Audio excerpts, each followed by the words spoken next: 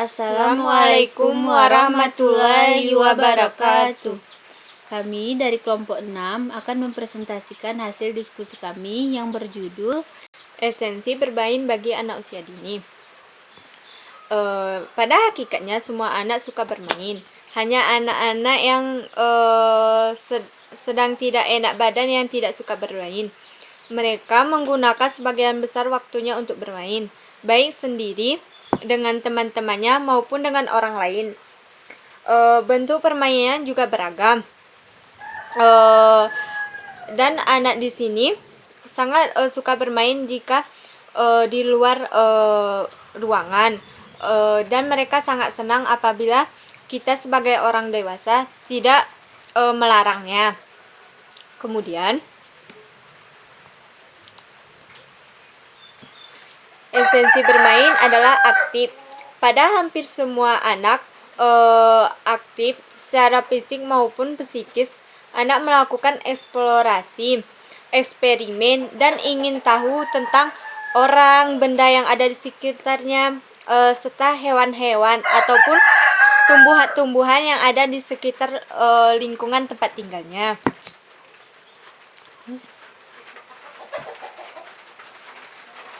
Kemudian menyenangkan.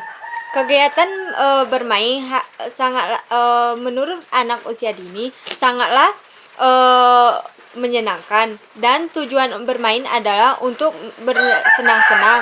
Meskipun tidak jarang pada saat bermain menimbulkan tangis karena anak-anak tersebut mungkin berkelahi dengan teman sebayanya ataupun terjatuh dan terluka. Yang selanjutnya adalah motivasi internal. Anak ikut dalam suatu kegiatan permainan secara sukarela. Mereka termotivasi dari dalam dirinya. Motivasi internalnya itu adalah mereka sangat senang ketika melihat teman-teman sebayanya bermain.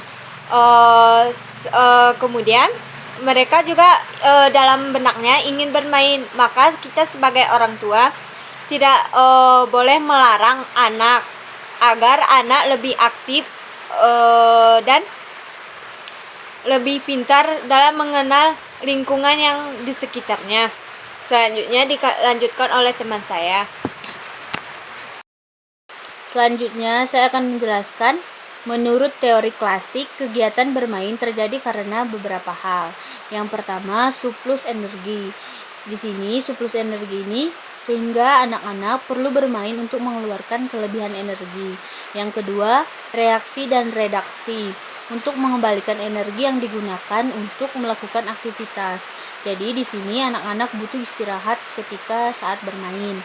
Yang ketiga, insting. Insting ini adalah untuk melatih keterampilan hidup di masa mendatang. Misal bermain peran sebagai ayah dan ibu. Jadi di sini anak-anak bermain insting atau bermain untuk melatih keterampilan di masa yang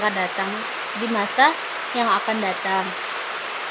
Ini juga termasuk melatih keterampilan anak dalam berpikir ataupun melancarkan otak.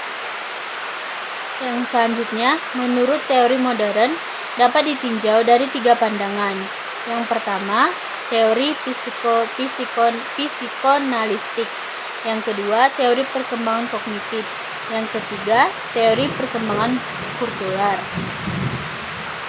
Fungsi bermain. Fungsi bermain ini yang pertama, kemampuan motorik. Kemampuan motorik ini adalah berbagai penelitian menunjukkan bahwa bermain memungkinkan anak bergerak secara bebas sehingga anak mampu mengembangkan kemampuan motoriknya.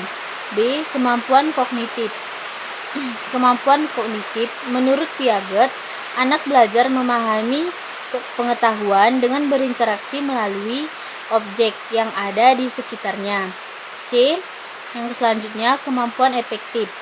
Kemampuan efektif ini adalah bermain akan melatih anak menyadari adanya aturan atau pentingnya mematuhi aturan. Hal itu merupakan tahap awal dari perkembangan moral afeksi.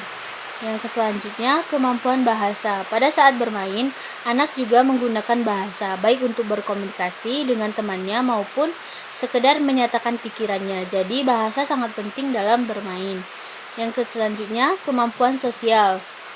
Pada saat bermain, anak berinteraksi dengan anak lainnya. Interaksi tersebut mengajarkan anak secara merespon, memberi dan menerima, menolak atau setuju dengan ide perilaku anak yang lain. Yang selanjutnya, peran pendidik dalam kegiatan bermain. Peran pendidik dalam kegiatan bermain ini ada beberapa. Yang pertama sebagai pengamat, yang kedua sebagai elaborator, yang ketiga sebagai model, yang keempat sebagai evaluator. Mungkin hanya ini yang dapat kami sampaikan. Lebih dan kurang kami mohon maaf. Assalamualaikum warahmatullahi wabarakatuh.